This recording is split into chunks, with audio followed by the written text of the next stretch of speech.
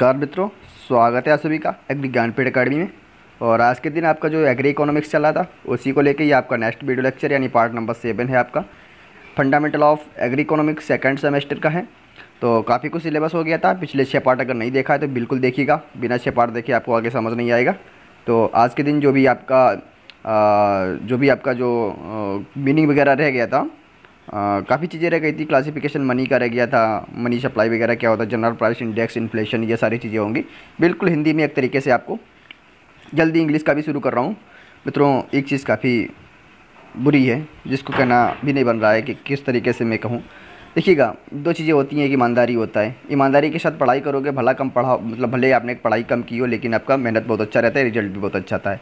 ईमानदारी क्या है? ईमानदारी यही है कि अगर मैं अपने कर्तव्य समझता हूँ भाई, अब मुझे आपको पढ़ाने से कुछ नहीं मिलता है, 2 रुपया तक नहीं मिलते हैं, और बल्कि मेहनत कितनी जाती है, एक पेज बनाने में, एक पीडीएफ बनाने में, 10 पेज का पीडीएफ बनाने में पूरा दिन निकल जाएगा भाई साहब, अगर उसको कायदे से बनाओ। हमें तो पता नहीं कितने कितने पेज की बनानी होती है और कितना कंटेंट ढूंढ के कहाँ से कितना ज़्यादा मशीनरी और सारी चीज़ें ह्यूमन रिसोर्सेज की ज़रूरत होती है। तो मित्रों, छोटा सा कर्तव्य भी होता है कि अगर आप करते हो तो ठीक है, और काफ़ी हौसला हमको मिलेगा। अगर आप लोग हमारा मनोबल बढ़ाएंगे तो हम आपका मनोबल कई गुना बढ़ा देंगे। तो मित्रों, बिना ज़्यादा कहे थोड़ा सब्सक्राइब कर लीजिएगा, शेयर करते रहिएगा, और हर एक लोग थोड़ा कमेंट करिएगा ताकि हम भी जान सकें कि आप तक मेरा वीडियो पहुंच रहा है कि नहीं पहुंच रहा है। ऐसा तो नहीं है यूट्यूब के सिर्फ रिकमेंडेशन वाले ही देख रहे हैं जिनका कोई काम भी नहीं है। तो मित्रों, थोड़ा सा अपनी जिम्मेदारी समझें।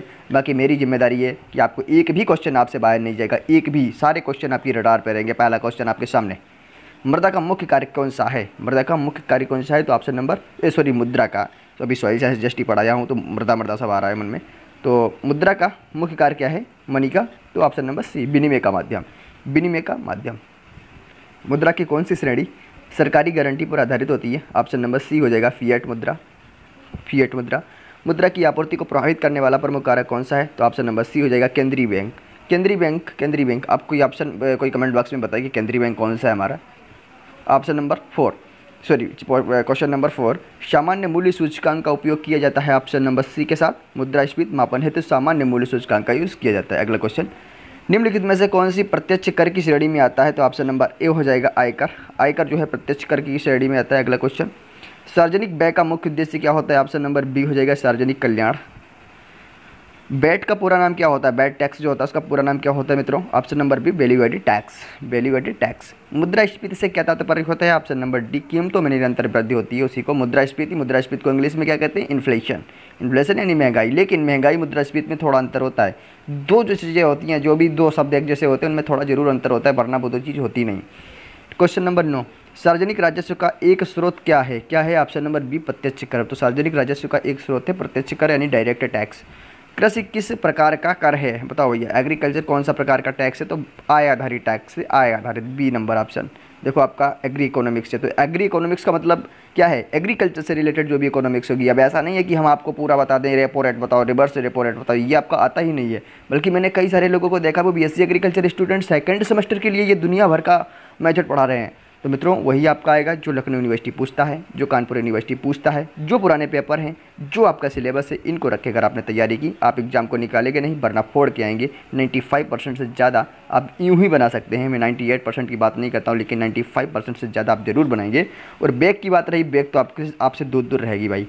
जिस तरीके से आग को भूत डराता है उसी तरीके से बेक आपसे डरेगी, लेकिन वो कब? जब एग्री ज्ञानपीठ का फॉलो करोगे, एग्री ज्ञानपीठ के साथ चलोगे, जो बताए उतना कर लो, उसके बाद आप खुद समझदार हो, मिला के देख लेना मित्रों। 11 नंबर क्वेश्चन देखते हो, मुद्रा की सबसे सामान्य परिभाषा क्या है? ऑप्शन नंबर बी, विनिमय का माध्यम। विनिमय का माध्यम में मुद्रा, विनिमय, ध्यान रखो मुद्रा के साथ। निम्न में से कौन सा मुद्रा का कार्य नहीं है? ऑप्शन नंबर सी, उत्पादन का साधन मुद्रा का कार्य नहीं होता है। प्रत्यक्ष कर का उदाहरण क्या है? What is example of direct tax? Income tax. Option number A. अगला क्वेश्चन, मुद्रा आपूर्ति का प्रमुख घटक कौन सा है? चालू जमा। ऑप्शन नंबर सी, चालू जमा। अगला क्वेश्चन, अपस्फीति क्या दर्शाता है? ऑप्शन नंबर बी हो जाएगा कीमतों में गिरावट। अपस्फीति, देखो एक होता है मुद्रास्फीति, एक होता है अपस्फीति, एक होता है डेवल्यूशन। ठीक है, ये काफ़ी टर्म होते हैं, लेकिन ये टर्म मुझे आपसे बताना कोई फ़ायदा नहीं होगा, ठीक है, क्योंकि इतना ज़्यादा आपके उसमें पूछेगा नहीं। आपको एग्री इकोनॉमिक्स पढ़ना है, एग्री इकोनॉमिक्स। एग्री इकोनॉमिक्स पे आपकी निशाना होना चाहिए अर्जुन की तरह। क्वेश्चन नंबर 16 है मित्रों, सार्वजनिक व्यय में वृद्धि से क्या होता है? तो जब सार्वजनिक व्यय में वृद्धि होगी तो मूल्य क्या घटेगा? भाई मूल्य में भी वृद्धि होगी। अगला क्वेश्चन, प्रत्यक्ष कर किस पर आधारित होता है? किस पर आधारित होता है? ऑप्शन नंबर सी, आयकर, इनकम टैक्स पर आधारित होता है। मूल्य सूचकांक को कैसे मापा जाता है? ऑप्शन नंबर सी, कीमतों के औसत से मापा जाता है, जैसे मूल्य सूचकांक को। अर्थव्यवस्था का प्राथमिक कार्य क्या है? ऑप्शन नंबर डी, उत्पादन, वितरण, उपभोग तीनों होते हैं अर्थव्यवस्था के प्राथमिक कार्य। अगला क्वेश्चन, समाजवादी अर्थव्यवस्था की मुख्य विशेषता क्या है? ऑप्शन नंबर सी हो जाएगा राज्य नियंत्रण। राज्य नियंत्रण, स्टेट कंट्रोल।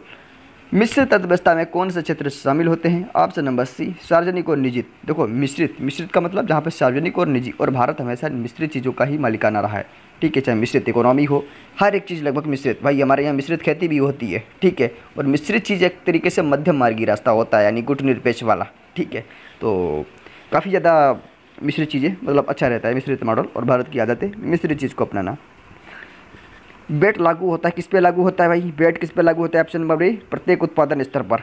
ये भाई बेट टैक्स होता है, बेट मैच वाला नहीं है, ध्यान रखना। प्रत्येक उत्पादन स्तर पर मतलब मान लिया कि प्रत्येक उत्पादन का मतलब क्या होता है? वैल्यू एडिड टैक्स लगता है। जैसे कि आपने मान लिया कि आप कुछ बना रहे हो, जैसे बिस्किट बना रहे हो, ठीक है। जब बिस्किट बनाओगे तब टैक्स लगेगा, आगे बढ़ाओगे तब भी लगेगा, मतलब पल पल पर हर स्टेज पर आप पर टैक्स लगेगा। हर स्टेज पे जैसे जैसे आप वैल्यू ऐड करोगे टैक्स लगता रहेगा, ठीक है। जैसे आपने बिस्किट बनाया, बिस्किट बनाने के बाद में आप उसको एक बढ़िया नमकीन का पैकेट में बना रहे हो, जब नमकीन के पैकेट में उसे पैक करोगे तब टैक्स लगेगा।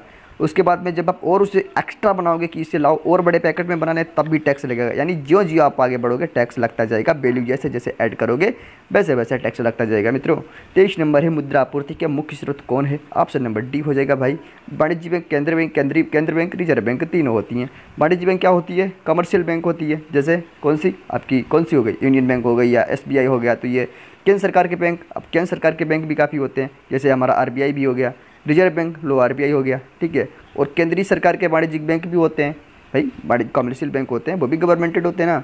अगला क्वेश्चन, प्रत्यक्ष कर की एक विशेषता क्या है? ऑप्शन नंबर सी हो जाएगा। एक विशेषता पूछ रहा भैया, हजारों नहीं, एक ही विशेषता बता दो। तो करदाता और वहनकर्ता एक ही, ठीक है।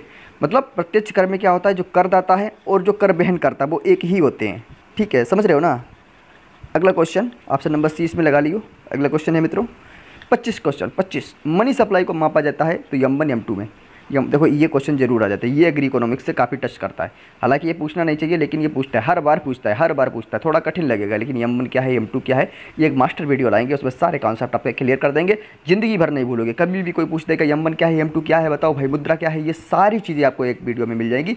बस थोड़ा इंतजार रखो, एग्जाम से 10 मिनट 15 मिनट पहले भी देख लेना, तब भी आपका काम हो जाएगा। मित्रों मौद्रिक नीति किसके द्वारा बनाई जाती है? ऑप्शन नंबर डी, RBI द्वारा बनाई जाती है। RBI द्वारा। मौद्रिक नीति क्या होती है? मॉनेटरी पॉलिसी, जिसे इंग्लिश में कहते हैं। भाई कितना ब्याज रखना है, कितना रेपो रेट रखना है, कितना क्या रखना है, ठीक है। तो ये क्या होता है, ठीक है। पूंजीवादी व्यवस्था में किसका अधिकार प्रमुख होता है? पूंजीवादी व्यवस्था में किसका अधिकार प्रमुख होता है? निजी स्वामित्व का। भाई पूंजीवादी जहाँ पे होगा पूंजीवाद, वहाँ निजी चीज़ों का महत्व होगा ना। जैसे अमेरिका है, अमेरिका क्या है? अमेरिका पूंजीवाद है। तो वहाँ पे देखो भाई एलन मस्क का कैसा दबदबा है। एलन मस्क राजनीति में भी घुसा पड़ा हुआ है, ठीक है। मस्क कुछ बता रहे थे, जो भी बताएंगे वही ट्रंप करेंगे, ठीक है। कुछ लोग कहते हैं भारत में भी पूंजीवाद देखने को मिलता है। कैसे? भाई अडानी अंबानी जो मोदी को बताएंगे वही कर रहे हैं। राहुल गांधी साहब कहते हैं कि भाई अडानी अंबानी, उनके हर वाक्यांश में अडानी अंबानी। तो समझ सकते हो ना, थोड़ा हम राजनीति पे नहीं जाएंगे, हम एग्री इकोनॉमिक्स तक जाएंगे, लेकिन थोड़ा बहुत झलक आ ही जाती है मित्रों। झलक आना भी जरूरी है, ताकि पता चले तुम लोकतंत्र के निवासी हो। भारत जैसे इतने बड़े लोकतंत्र के बहुत बड़ी 28 नंबर क्वेश्चन, कर किस प्रकार का साधन है? तो कर किस प्रकार का साधन है भैया? आय का साधन है। सॉरी बी नंबर, ए नंबर गलत लग गया है, बी नंबर हो जाएगा मित्रों। आय का साधन होता है टैक्स।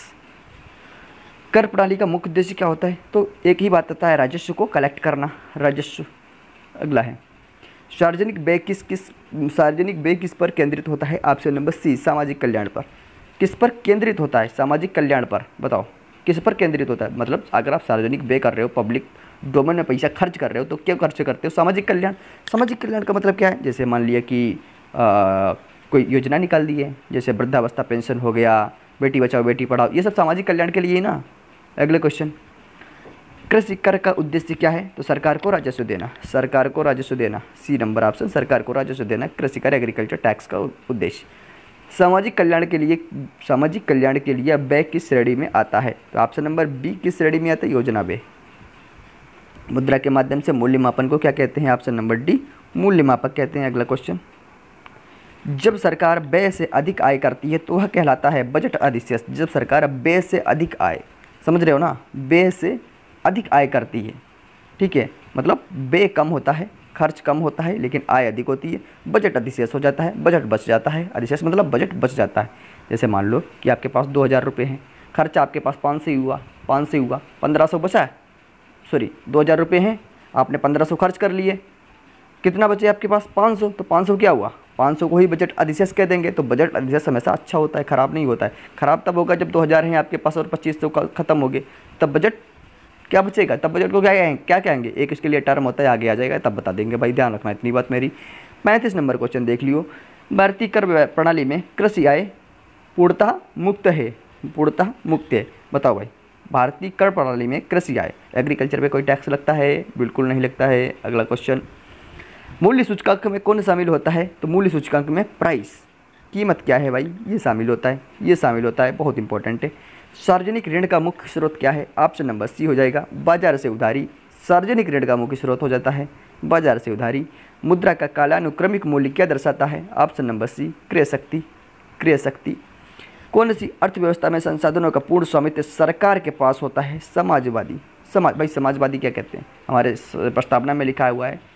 ठीक है, हम भारत को एक संप्रभु लोकतांत्रिक गणराज्य, समाजवादी पंथ निरपेक्ष लोकतांत्रिक गणराज्य लिखा हुआ है ना। समाजवाद का मतलब क्या होता है, समाजवाद का मतलब होता है कि हर गरीब वर्ग तक अपनी पहुंच को, हर संसाधनों को, जो भी हमारे यहाँ के संसाधन है, उसका अंतिम व्यक्ति जो गरीब पायदान का व्यक्ति है, उसका भी संसाधनों पर उसी तरह का अधिकार होना चाहिए जितना अंबानी का है, जितना अडानी का है। अंबानी भी वैसे रहे और एक पत्तल उठाने वाला, कूड़ा बीनने वाला भी एक समान रहे, यानी कूड़ा उठाने वाला बराबर अंबानी अडानी। तो ये होता है कुल मिला के समाजवादी।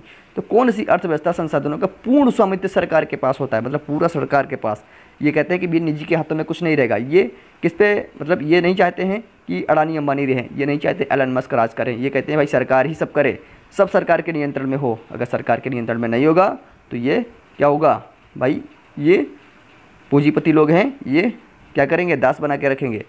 ठीक है, फिर आगे आता है मार्क्सवाद वगैरह, वो आपको नहीं जाना है, काफ़ी डीप में चला जाता हूँ कभी कभी। 40 नंबर क्वेश्चन, बेट कर प्रणाली में कर कैसे लिया जाता है, तो ऑप्शन नंबर बी, हर चरण पर लिया जाता है। भैया बताया तो था मैंने, हर लेवल पर लिया जाएगा। तो कैसा भी क्वेश्चन आ जाए, घुमा के केवल कॉन्सेप्ट ध्यान रखो और तीर की तरह मार दो भैया, अर्जुन की तरह, अर्जुन की तरह, अर्जुन बनो भाई, अर्जुन बनो, अर्जुन बनो भाई।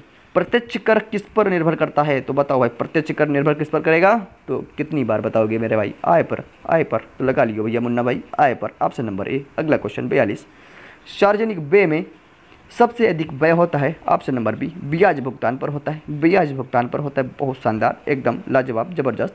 43 नंबर क्वेश्चन, मुद्रा की क्रय शक्ति कब घटती है, तो मित्रों जब कीमतें बढ़ती हैं, जब कीमतें बढ़ती हैं, जब कीमतें बढ़ती हैं तो मुद्रा की जो क्रय शक्ति है, खरीदने की पावर है, खरीदने की जो शक्ति है, वो क्या होती है भाई साहब, घट जाती है। बहुत बढ़िया, घट जाती है। 44 नंबर क्वेश्चन, निम्न में से कौन सी मुद्रा की विशेषता नहीं है, नहीं को गोला कर लो और लगा दो जंग लगना।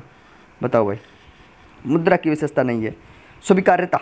स्वीकार्यता क्या मतलब, मुद्रा की स्वीकार्यता है, बिल्कुल एक्सेप्ट है भाई।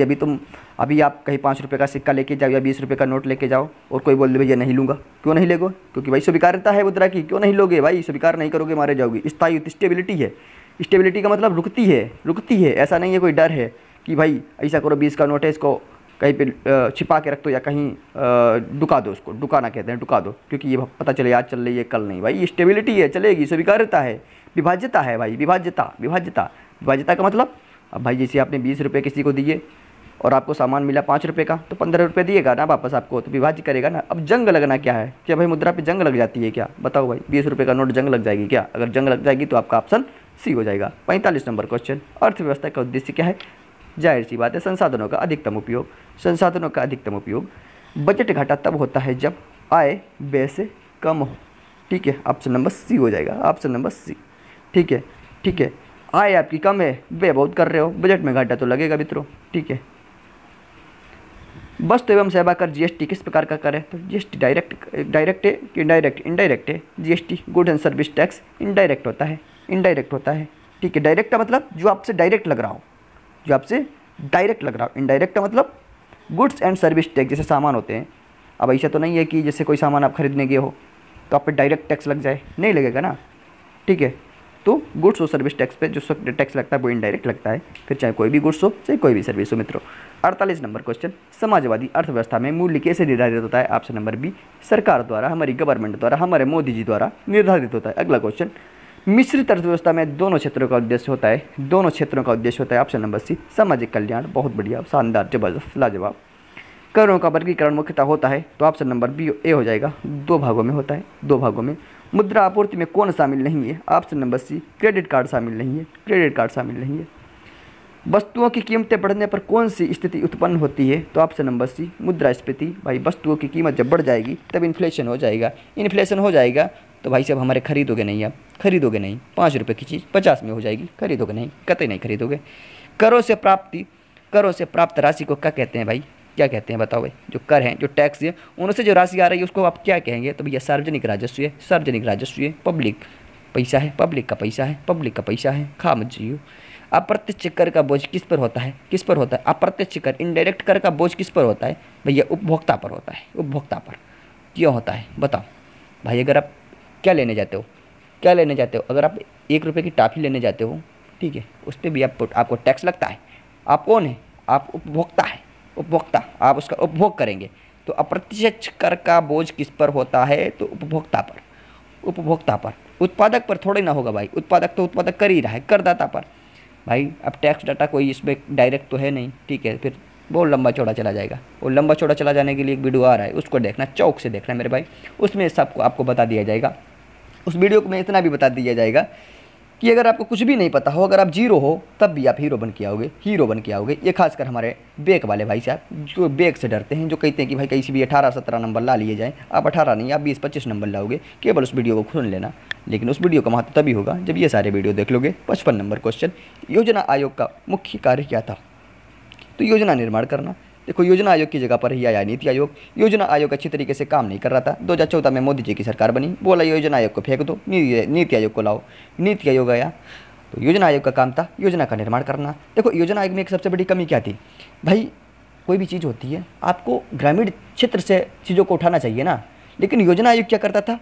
टॉप से लेके ग्रामीण तक आता था। लेकिन आज के समय क्या है? ग्रामीण से उठाओ चीज़ों को, ऊपर लेके जाओ, ठीक है। लेकिन योजना आयोग क्या करता था?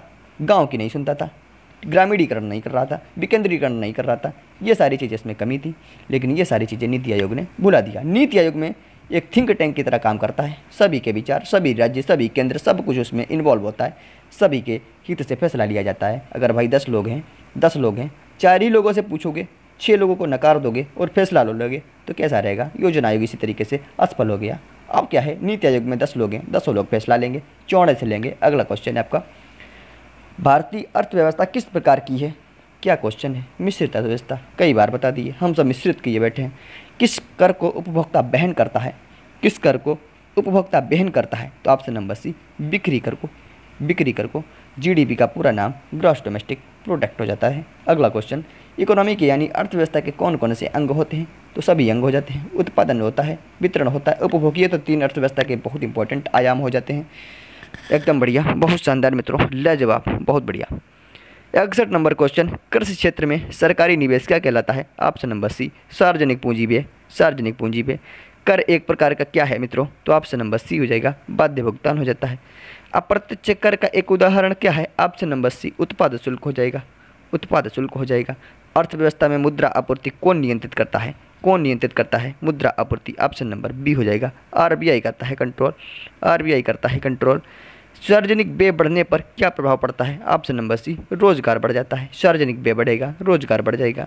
प्रत्यक्ष कर का संग्रह किसके द्वारा होता है? ऑप्शन नंबर सी, आयकर विभाग द्वारा, आयकर विभाग द्वारा। अगला क्वेश्चन, बेट की शुरुआत कब हुई थी? 2005 में। ऑप्शन नंबर सी हो जाएगा, 2005 में हो गई थी। अगला क्वेश्चन, आर्थिक नियोजन की एक विशेषता क्या है? ऑप्शन नंबर बी, राज्य द्वारा लक्ष्य निर्धारण करना। ऑप्शन नंबर सी, बहुत बढ़िया। 69 नंबर, जब कीमतें लगातार गिरती हैं तो इसे क्या कहते हैं? तो इसे अब मुद्रास्फीति नहीं, अब स्फीति कहते हैं, अब स्फीति। अगला है समाजवादी अर्थव्यवस्था। समाजवादी अर्थव्यवस्था में उत्पादन का उद्देश्य क्या होता है? ऑप्शन नंबर सी, सामाजिक कल्याण हो जाता है, सामाजिक कल्याण हो जाता है। तो मित्रों प्लीज़ सब्सक्राइब करें मेरे चैनल को और प्लीज़ शेयर कर दें। कमेंट बॉक्स में कमेंट कर देना कैसा लग रहा है हमारा वीडियो। अगर आनंद आ रहा है तो बताते रहें। अगर आपकी एक कमेंट से मेरा हौसला 10 गुना बढ़ता है तो समझ लीजिएगा, अगर आप एक कमेंट करते हो तो 10 गुना आपने मेरा हौसला बढ़ा दिया, और 10 गुना अगर आपने मेरा बढ़ा दिया तो 100 गुना मैं आपकी बढ़ाने की ताकत रखता हूँ। मैं नहीं रखता हूँ, बल्कि एग्री ज्ञानपीठ रखता है। एग्री ज्ञानपीठ में वो कंटेंट है जो आपकी बाजुओं को हिला देगा, जो एग्जामिनर की बाजुओं को हिला देगा। एग्जामिनर भी नहीं सोच पाएगा कहाँ से कंटेंट बनाऊँ, कहाँ से कंटेंट बनाऊँ, ताकि एग्री ज्ञानपीठ की पहुँच ना हो। मित्रों, मैं हमेशा कहता हूँ कि आप ये मत बोलें कि एग्री ज्ञानपीठ से कितना आता है, बल्कि ये बताएं कि एग्री ज्ञानपीठ से कौन सा क्वेश्चन छूट जाता है। नमस्कार मित्रों, इसी वाणी के साथ मैं विराम देता हूँ। फिर मिलता हूँ मास्टर वीडियो के साथ एग्री इकोनॉमिक्स का। तब तक के लिए नमस्कार, टेक केयर, बाय बाय।